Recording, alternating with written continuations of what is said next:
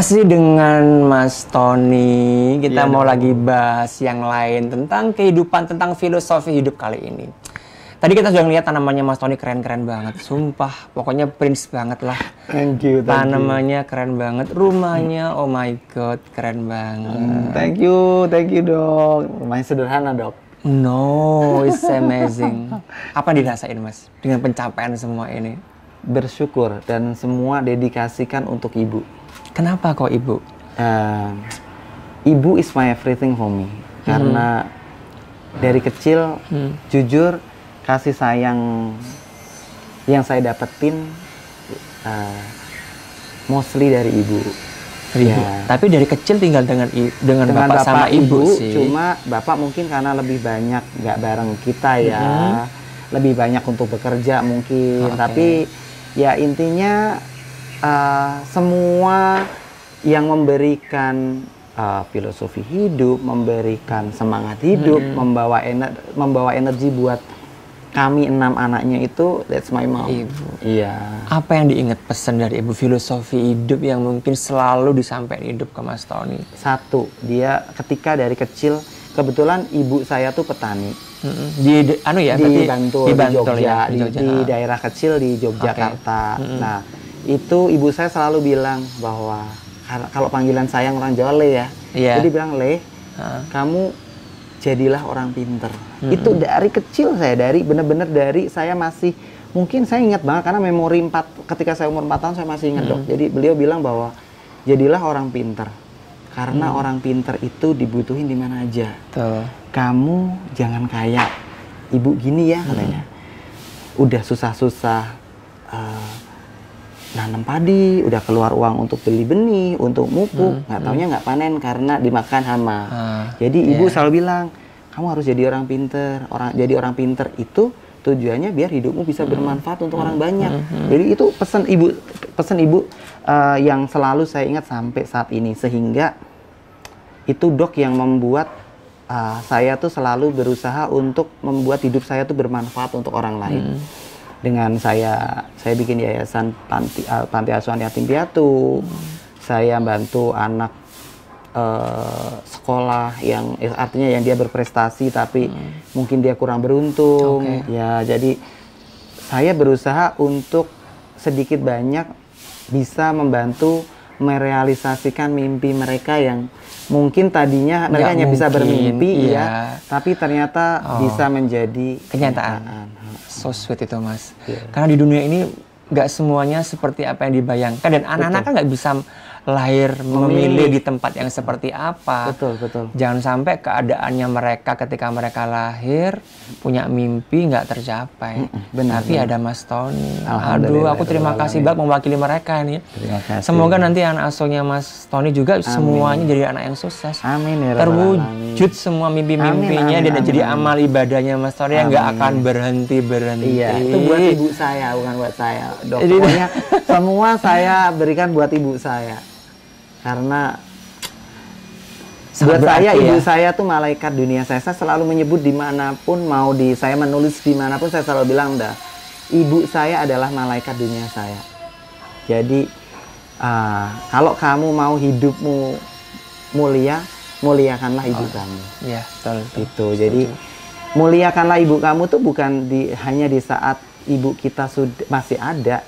Di saat beliau sudah tidak ada pun kita punya cara untuk memuliakan beliau di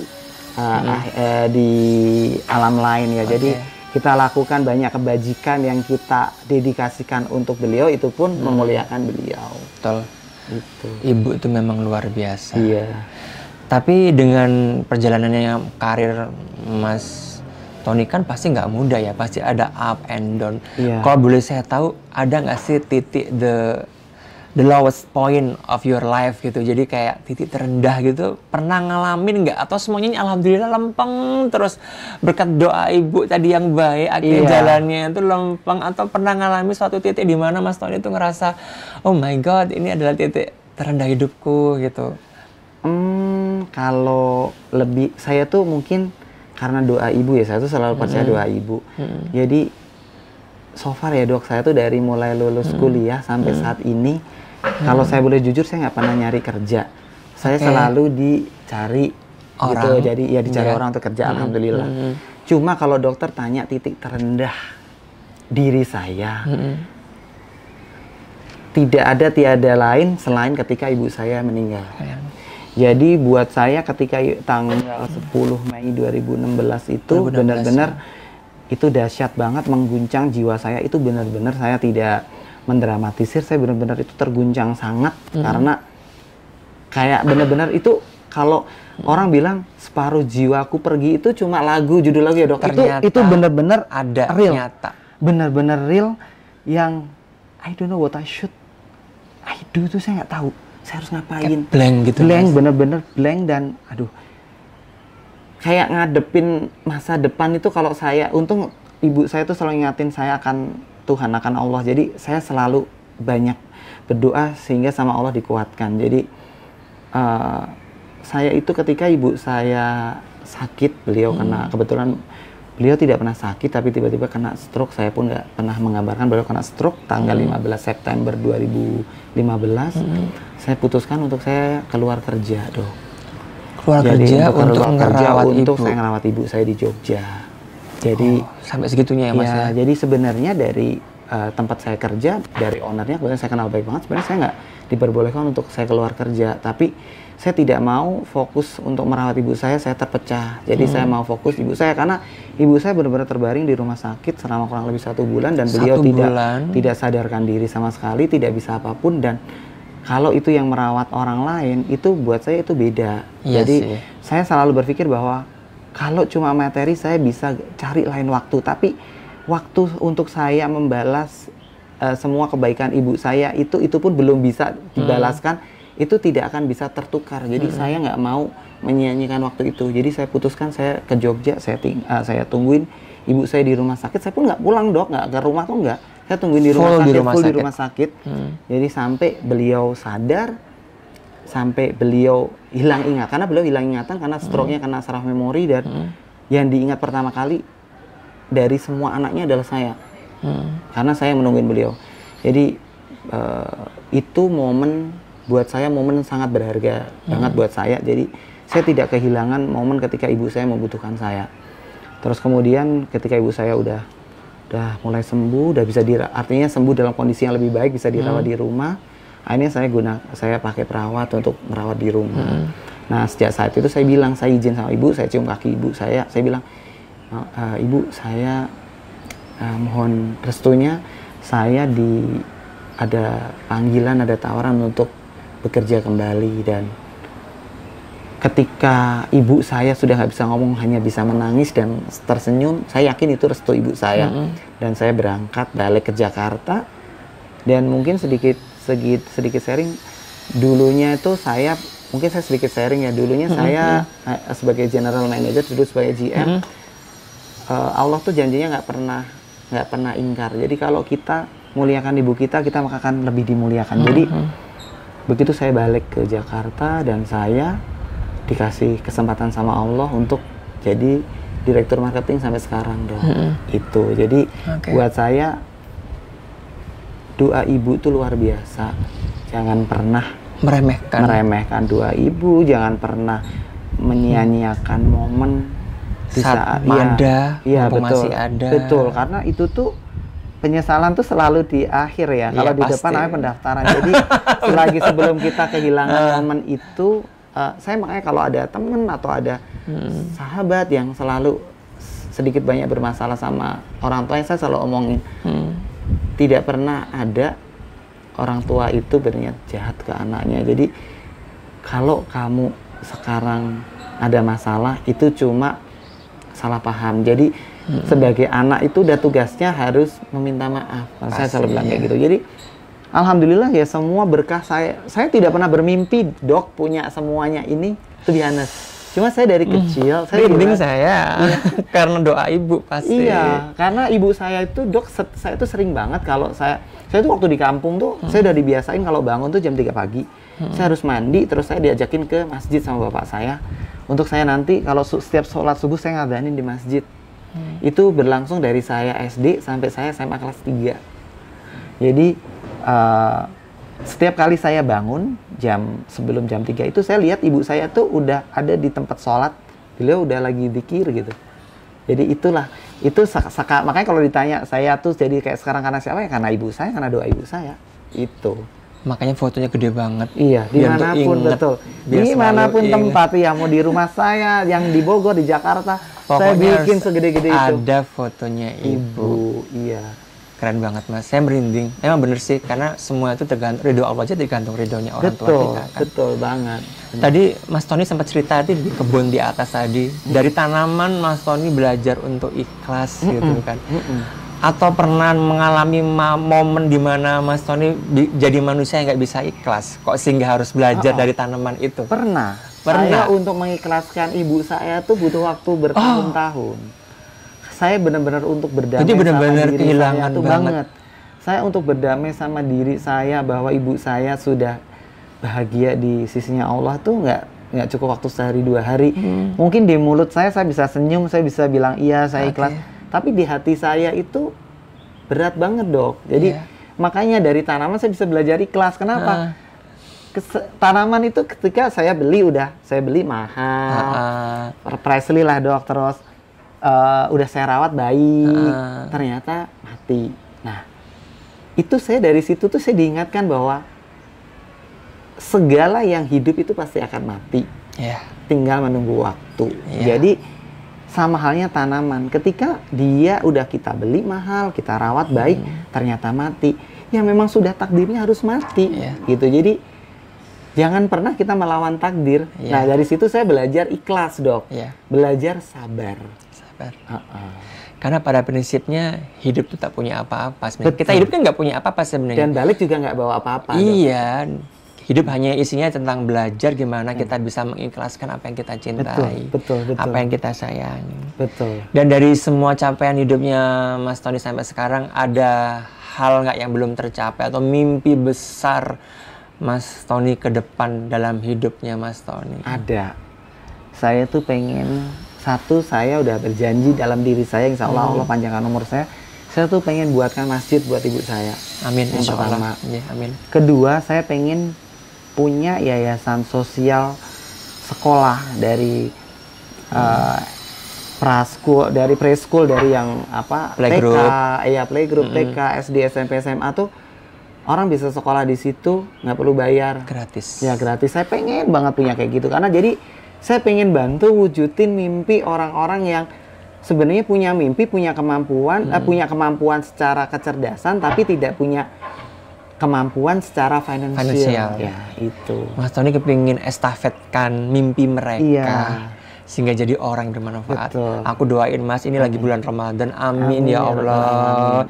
Insya Allah kebaikan pasti akan didengar. Amin ya Rabbal Alamin. Kalau asmara ada target mungkin ya enggak. Kalau asmara itu dia dong. Jadi asmara tuh mungkin karena dengan kesibukan yang udah teramat sangat jadi malah terlupa. Tapi itu ada bad story. Dulu sebenarnya saya dulu udah ke serious relationship ya di tahun 2005. Waktu itu pun saya masih tanda kutip belia ya. Jadi waktu itu memang saya tuh orangnya banyak temen dok, orangnya ceria ini. Tapi kalau untuk about relationship, serious relationship, saya tuh nggak aneh-aneh gitu. Jadi ya cuma satu-satu. Tapi ternyata Allah belum berkehendak bahwa memang itu belum yang terbaik buat saya.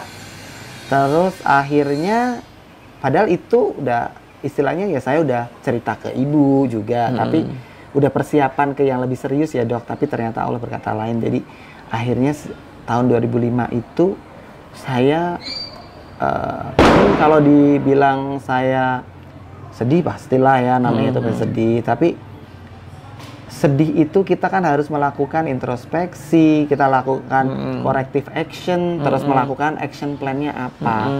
Dari situ akhirnya kayaknya Allah tuh emang kasih jalan saya buat menuju ke yang lebih baik mungkin ya. Akhirnya saya 2005 itu dari tabungan saya yang tadinya saya persiapkan untuk pernikahan saya akhirnya untuk saya berangkat ke Tanah Suci dok. Akhirnya saya umroh tahun 2005, umroh pertama kali saya. pada saat saya umroh di Tanah Suci, believe it or not, saya berdoa, saya bilang, ya Allah, berilah hamba-Mu kesibukan yang luar biasa sehingga saya melupakan akan hal itu. Dan itu ternyata saya berdoa di tempat yang tepat, tapi mungkin sebenarnya doa saya entah tepat entah enggak. Jadi benar, Allah sejak itu mudahkan karir saya diangkat luar biasa, sehingga saya sama sekali sampai tidak terpikir. Yang ada terpikir ya cuma itu, berbakti ke orang tua, ke ibu terutama, sama hidup bermanfaat buat orang lain, yayasan, nyekolah, peduli ke anak. Saya malah sampai itu terlupakan, yang notabene itu tuh sebenarnya penting buat saya. Tapi saya ingat pesan ibu saya tidak pernah tahu bahwa ibu saya akan sakit, kena stroke. Beliau itu 3 hari sebelum kena stroke, beliau telepon saya lama banget. Beliau bilang, nggak tahu, bener wanti-wanti ke saya, kamu itu sebagai laki-laki sekarang kamu tuh semuanya ada. Bilang, kamu bukan, mungkin karena namanya ibu saya ya, ibu saya mujinya ke siapa sih kalau nggak ke anaknya, kalau dibilang. Kamu itu pinter kerja, pinter cari duit, kamu pinter, dibilangnya. Terus kamu sekarang alhamdulillah sama Allah udah dikasih cukup. Kalau perempuan lihat kamu pasti mau. Sekarang justru yang harus kamu pikirkan adalah kamu harus hati-hati. Jangan sampai salah pilih, jangan pernah terprovokasi atau terpengaruhi dengan kata-kata orang yang bilang, perjaka tua atau apa. Dalam hidup ini tidak ada perjaka tua, tidak ada perawan tua. Semua hidup ini sudah digariskan, udah ada garis tangannya Allah, dan itu manusia tidak akan bisa merubahnya. Jadi kalau saya selalu percaya, selalu yakin bahwa kalau saya sampai detik ini pun belum dikasih pasangan, berarti menurut Allah belum ada yang tepat buat saya. Itu. Tiap manusia punya timeline-nya masing-masing, punya waktunya masing-masing, dan kita nggak bisa menstandarkan diri kita dengan timeline-nya orang lain. Dan tiap orang kan pasti punya cerita masing-masing, cerita hidup masing-masing.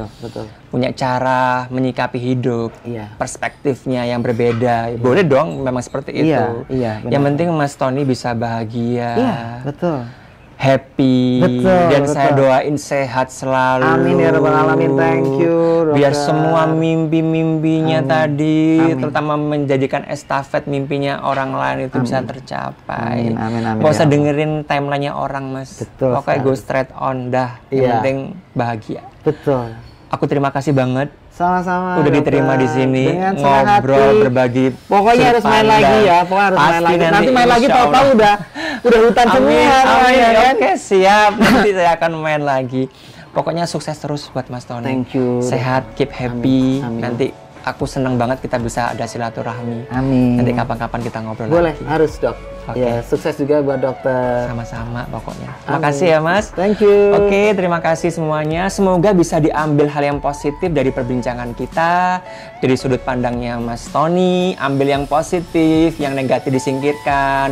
Jadikan inspirasi buat hidup Anda, biar lebih punya sudut pandang yang berbeda, bisa lebih menghargai.